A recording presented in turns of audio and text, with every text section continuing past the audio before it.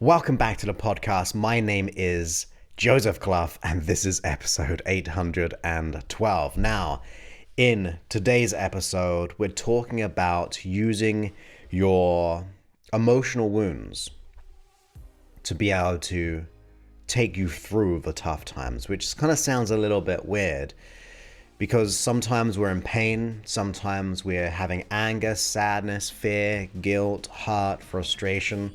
Sometimes we're going through economic crisis. Sometimes we are in a bad breakup. Sometimes people have left us, like passed on or moved on. So there's going to be lots of times throughout our life where we're going to feel raw emotions. Maybe we've grown up in a situation, in a family dysfunctional unit that made us feel bad about ourselves, where we don't feel worthy, deserving, or enough. Maybe it's created panic attacks. Maybe it's created anxiety, nervousness, blushing like I used to, and the inner dread that I used to experience. So I'm very conscious that many people pretty much on this podcast experience a kaleidoscope of different emotions. And it got me thinking about times throughout my life when I have felt despair, where I felt as if I don't know if there's going to be a way out of this. Times where I felt extremely lost and severely alone. And I want you to know, even if you feel alone, you're not alone in the experience of it. It happens. But we don't want to repress it. You see, the more you repress negative emotions or conflict, it becomes more conflicted. It becomes actually stronger. We can bury it as much as possible, but it's always going to be there.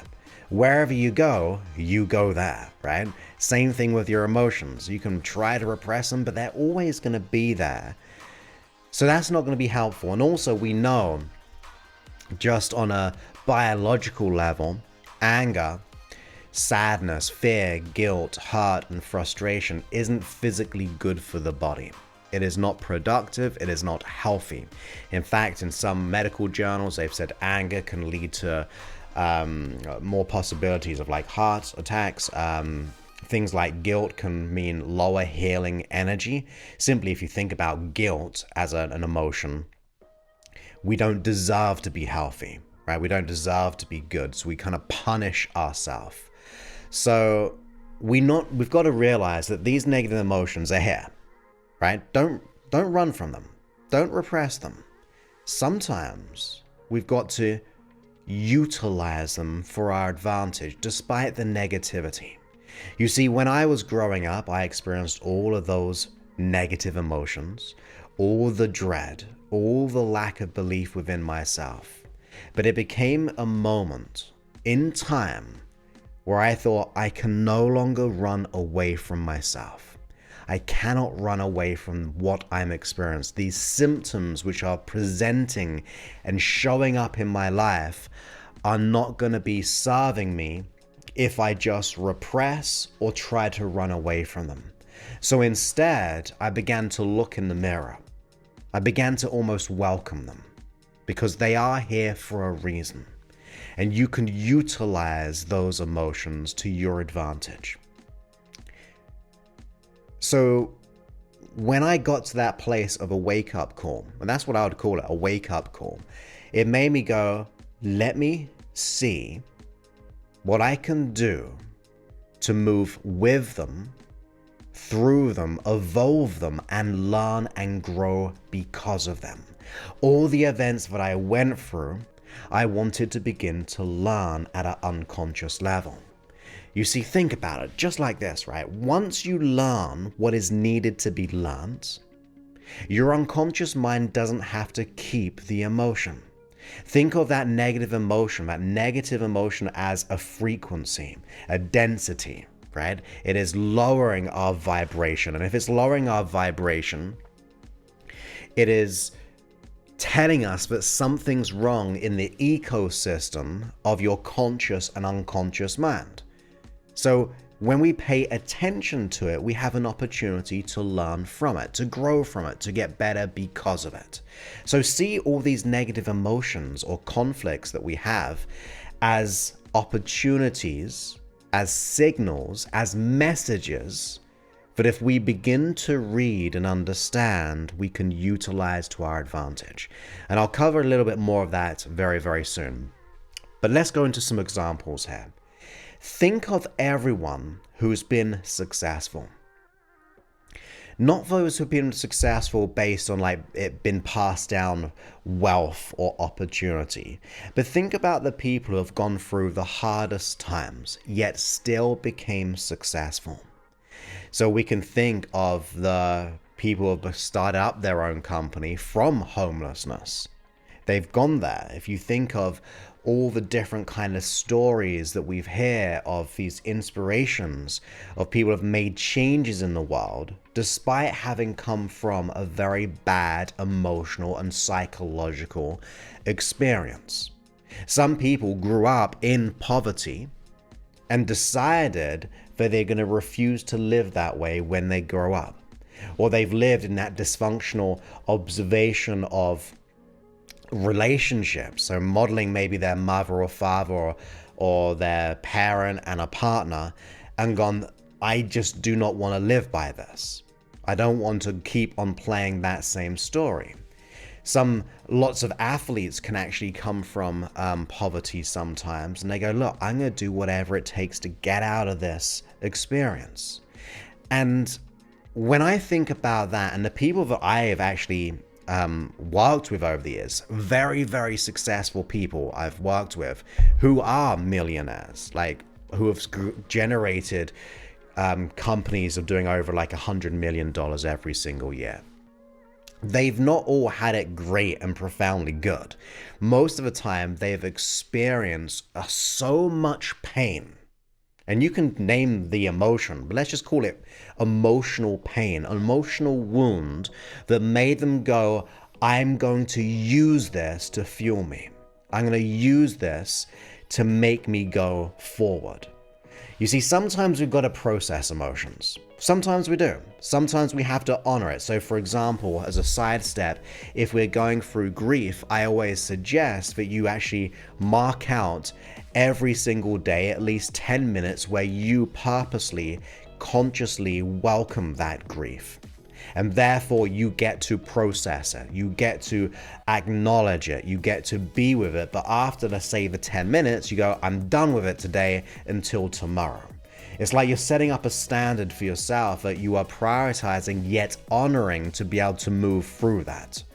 But if we then go back to utilizing emotions, it is energy in motion. So why not use that energy in emotion or in motion to make it emotion to our advantage? So if you're in a place of anger, use it as fuel to go, do you know what? I'm angry and I'm going to do something about my situation to move forward. If we're in a place of fear, I'm going to feel that fear and go, I'm going to utilize it. I'm going to use it to my advantage because it is still energy. We can call it negative energy. We can label it certain things, but why not utilize it while we can? Why not go for the experience and think, if I'm feeling it anyway, how can I use it to my advantage? How can I use this bankruptcy to fuel myself to create a new business, to learn from this experience? If I'm in, and I've never been homeless or anything like that, so I want to be conscious of my language when I say things like that because I've not been in that experience. But those people I have listened to and communicated with, there was a moment when they went, I'm going to do whatever it takes. I'm going to fuse this pain that I've had over the years to make the change that I want, to get the security. So when we think about these emotions, change your relationship to them. You see, those emotions that we have, we tend to think as a prison. We'd like to think that those emotions are stopping us from moving forward. But those emotions don't have to stop us. They don't have to be the guardians of if we will or will not succeed. It doesn't have to be that definitive by just making us feel this way, just causing us to be locked down. It doesn't have to be that. It feels like that. So don't get me wrong. I understand because I've felt a lot of emotions. I'm human. I've gone through all those things. But if I'm going to have them in my life and I can't necessarily shift out of that emotion because it's there, I'm going to honor it as a teacher. I'm going to honor it as a lesson. I'm going to honor it as a utilization. I'm going to use it as my motivation to not feel that emotion again. Or not necessarily again, it's warranted and unwarranted, but to not be in that state for the rest of my life. I'm going to feel that feeling and use it to my advantage to drive me forward. Because when we do that, that emotion becomes something which will propel you forward at times. You're going to change like I said, you're changing the relationship to it. Now it's not the guardian of if you will or will not succeed. It's now the fuel to move you forward. It's the fuel to go, I'm ready to make this change. I'm ready to do what it takes. I've been so low that there is only up from here. I'm going to go into different places. And I was actually listening to a story today of someone who went through so much struggle of just like almost being homeless or living on the sofa of someone's house when they're in their 40s. Yet they utilized it and go, this is my time. I'm going to do something about it.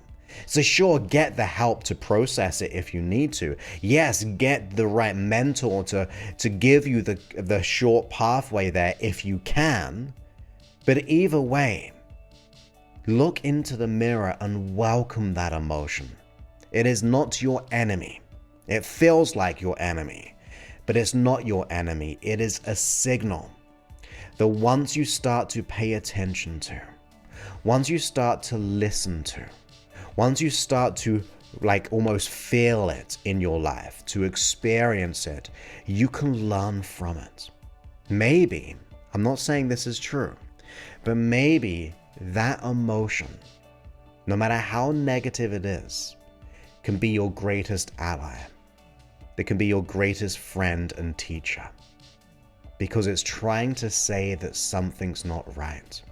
You see, if you're angry, I'm being very generalized here because I want to be once again conscious of my language. It's going to be different for different people.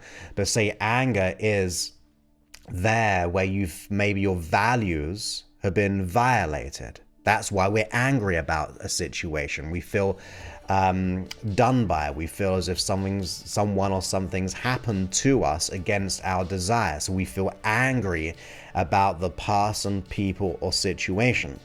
So it's a signal that my values have been violated. If we think of fear, we know that's a protection mechanism. It's trying to keep you safe. It just doesn't feel very good when we feel fear. If same thing when it comes to hurt, very similar to anger, someone may have done something to us which causes us to feel hurt, a violation of our values or our boundaries. We talked about guilt earlier about it being a lower healing energy, but ultimately that guilt is trying, not doing, but trying to almost get better, to do something or to not do something again, right? That's why I feel guilty. Maybe I've done an action, and because of that action, maybe I've upset people. Maybe because of that, it just didn't feel good. I almost kind of went against my own values. That's why I feel bad. And some of these values can be instilled with us, whether it be from news, social, religion, friends, family. Once again, it's a kaleidoscope of different situations which could complement, or not complement, but contribute to it. But if we think of what guilt is, it's trying to protect you so you don't do something bad or so-called bad again. Same thing with sadness. All of these things, anger, sadness, fear, guilt, hurt, anxiety is also trying to protect you of all the things which could happen. So think about that as a starting point. Think of you had the label of the emotion and the wound that you experience, but the origin of that emotion was an intention. There was a starting point with an intent. Now look at the intent if you can. Think about what it's trying, not doing, but trying to do for you. And I think you may realize that it's trying to do something positive. It's trying to do something to protect you, even if it's not doing it fully. So if we start with the origin of the intention, now we then start to disconnect with it to a degree. Not like from the emotion, but from the meaning of the emotion. Once again, we're changing the relationship of the emotion. It's not there to keep us a prisoner. It's actually there to show us something, to lift the veil of what is and what is not possible, to be able to take a look. Maybe this situation isn't for me, and that's why it's trying to move me into a new one. Even things like the imposter syndrome, it signals. Our symptoms are signals pointing to a cause. When we get to that cause, and it's usually hidden, it's unconscious, we just observe the symptoms. But once we start to observe for what they really are, not what we really feel about them, it changes how we perceive this situation. It changes our perception and our meaning to it, and then we can move with it. So if you feel fear, feel it and go, I'm going to do whatever it takes to move. If I'm feeling angry, I'm going to utilize it as moving forward. If I feel hurt, I'm going to move forward. Now let's put it this way. Maybe someone has hurt you in the past. Well, is it good to just keep the feeling of hurt? It's not serving you, and it's definitely not helping this situation. So use it as an advantage to show maybe yourself or that person who hurt you that you are more than that hurt, that you are more than that experience. If someone has done something which caused you to be angry, you keeping the anger is not serving anyone once again. So utilize it as your advantage and be angry and go, I'm going to do whatever it takes to get out of this situation. There's been many times where we have been hurt, when we've been angry, sad, fear, guilt, all of those things. But utilize it. Look for the message. Change the meaning. Feel it. But use that energy in motion to your advantage. Because you can. Why? Because it's yours. It's your experience of it. I'm not trying to say it is easy, because we've been trained to think these negative emotions are just the prisoner of us, or the prisoner guard of us. But if we do change that relationship for a moment, for a day, if we keep on just reflecting upon it and then utilizing it as a fuel to our desire, it can be a good thing. It can be the wake-up call. It could cause us to go on a mission to find the answers that we've always been searching for. So going back to my story, and I've talked about this before, when I was in the darkest of my personal experience, which by the way is extremely dark to me, because it was the darkest experience that I had. People may have had darker ones, but it was my experience of the darkest time, so it was the most meaningful time to me. Personally, from my perception, I was like, I'm going to use this. I'm going to feel this, get angry about it, and do something about it. I'm going to use that fear and move me forward. I'm going to feel sad and go, I'm feeling this sadness, and I'm going to do something about it.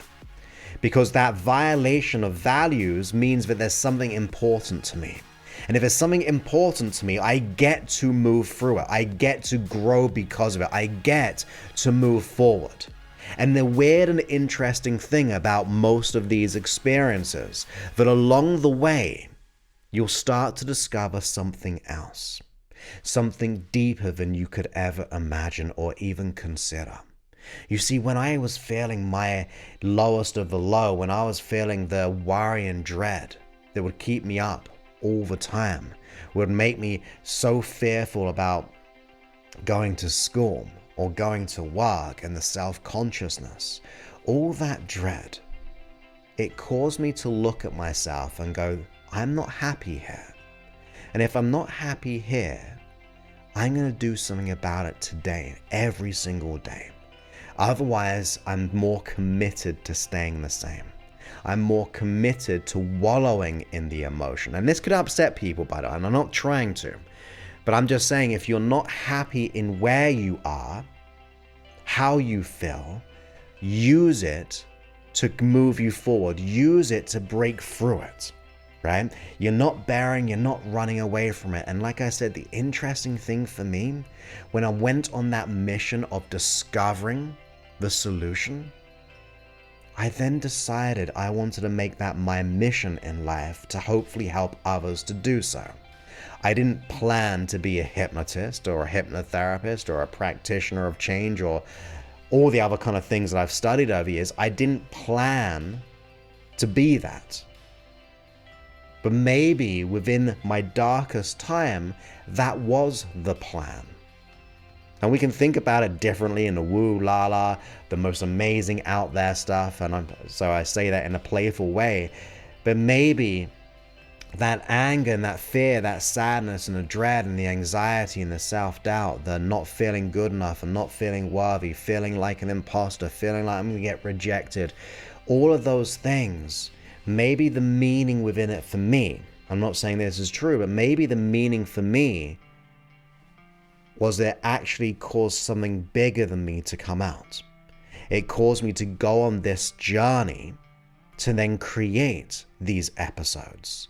It caused me to experience something more and to do more, to be in purpose and on purpose. So that's what I really think about. I think about when I see people in pain, that they can utilize it. And we do utilize it. But it's how you utilize it, how you want to process it. Do you want it to be the prisoner guard of your success? The gatekeeper? Are we going to choose to see it that way? Because at the end of the day, we are making the meaning of that to be true. But we think about it, it's just emotion. Good, bad, or indifferent, it's emotion. So if we take away the label, we take away the meaning. Anger does not have to always mean something crazy negative, because it can be the instigator of moving you out of a situation. Does that make sense? But sometimes that emotion, we go, I hate it, I hate it, I hate it, actually is, wake up, wake up, wake up. This situation right now is not of good for you. So if we change it to that meaning, even if it's not true, because what is true at the end of the day? Is it really a crazy negative thing? If it causes us to move forward, if it causes us to get out of that situation, if we've been in a relationship and we've been used and abused, maybe it's okay to be angry, to go, I'm done with feeling this way. I'm done in being in this relationship. Maybe we've been so sad because of that relationship. That sadness is saying, look, I'm not going to feel this sadness again in this way. So it causes you to move from that situation. So it's all a matter of interpretation. But I just try to utilize what I feel the most to my advantage. It's energy in motion. And I get to choose the direction of that motion. I get to choose how I experience it. And after a period of time, what begins to happen is that your unconscious mind begins to learn from it. It begins to learn from you. No longer is it just going all out, doing all the things on your behalf for the good intentions, but in a negative consequence. But instead, it's going, hey, the conscious mind is using this energy differently. So every time you begin to feel that emotion again, it remembers when you started to take over the rein and into the driving seat of that, and then it starts to do that on your behalf. It becomes a habitual pattern, a neurological pathway that gets connected, that when you feel this anger, you use it to your advantage. When you feel that sadness, you process it by learning from it. Of course, we have to honor it to start with. So I'm not saying to negate it, bury it, diminish it. Honor it for a message. And that means you're moving with it, through it in a conscientious way that allows you to be the director of that emotion. And then after a while, your unconscious mind does that on your behalf in the right way, not through the old way that it's been doing it. So remember, just as an overall, remember the emotions that you feel, that you perceive to be so debilitating and negative, can be your greatest liberator from the situation that you're in. So if you feel angry about it, feel the anger. Don't repress it and move forward. You can channel anger into good anger. So I'm not saying going around punching people. I'm talking about using that anger to go, I'm going to do whatever it takes to never be in this situation again. I'm going to just go and do what has to be done that will serve me in my future. Change the meaning. You change your relationship. When you do that, as I said, you don't know what may happen because of it. Maybe you'll be an example for someone one day. Maybe it's your child if you have children. Maybe it's for your partner, your neighbor, your colleague, your boss. You don't know how it's going to change you just yet. I did not know, as I said, but I'm sure happy I utilized it, because otherwise I would not be in this position of recording these episodes. 812, over like 13 or almost 14 million downloads across the world. All of those things would not have happened if I didn't use it to my advantage. So hopefully, if you're feeling down, you're feeling negative emotions, this may help you. Don't wallow in it. Don't be a victim of the emotion. Be the victor of it. Cause it to be a driving motivation to the future that you desire, even if you don't know the how. I like to think the how will start to just be there before your eyes once you start to make the first steps into your reality that you begin to choose to create. So rather being a product of life, you allow life to be a product of what you choose to create. That's how I like to see this. Whether it's true or not, I know it's true for me, and for those who I have worked with who are super highly successful in lots of different endeavors, who are very wonderful, kind people being in that abundance. They've all been in those same places that maybe we've been and are in right now.